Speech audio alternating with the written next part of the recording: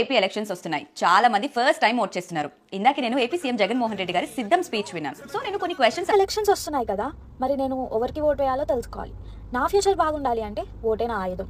జగన్ గారు కూడా సిద్ధం వీడియోలో క్వశ్చన్ అడిగారు. ఏపీ ఎలక్షన్స్ వస్తున్నాయి కదా, మరి నేను ఎవరికి ఓట్ వేయాలో తెలుసుకోవాలి. వచ్చారండి ఇన్స్టాగ్రామ్ బ్యాచ్. తెలంగాణ ఎన్నికలు డ్యూటీ అయిపోయింది, ఇప్పుడు ఏపీ రాజకీయాలు కదా డ్యూటీ ఎక్కేసారనమాట. జగన్మోహన్ రెడ్డి వీరుడు ధీరుడు సూర్యుడు, ఈ శాఖ బదినేసి ఇవ్వాలా.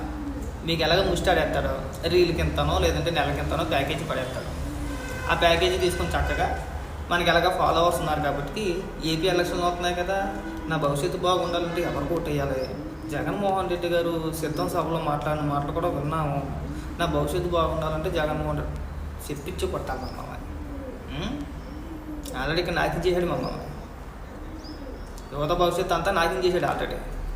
మన ఇక్కడ రీల్స్లో మనం ముష్టే వేస్తున్నాడు కదా అని చెప్పి బంద్ చేసేయడం కాదు మనకి.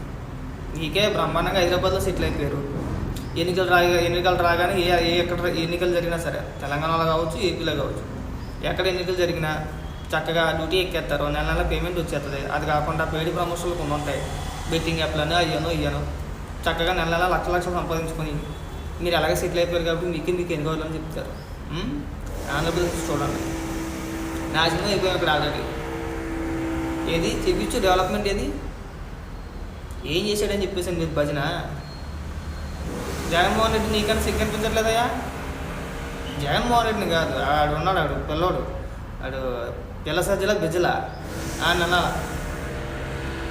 చేసింది ఉంటే చెప్పుకోవాలరా.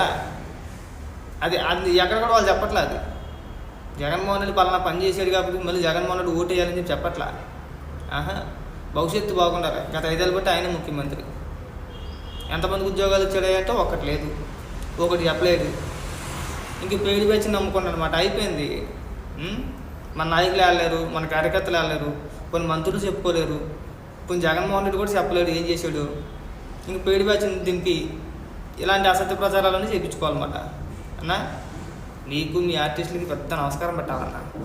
మొత్తం పూర్తిగా నాశనం చేసేంత వరకు కూడా మీరు నిద్రపోయేలా కనపడట్లా. మాకైతే ఏమీ లేదు, ఇక్కడ నాశనం అయిపోయాం ఆల్రెడీ. ఇంక ఉన్నది కాక నాశనం చేసేయాలంతే.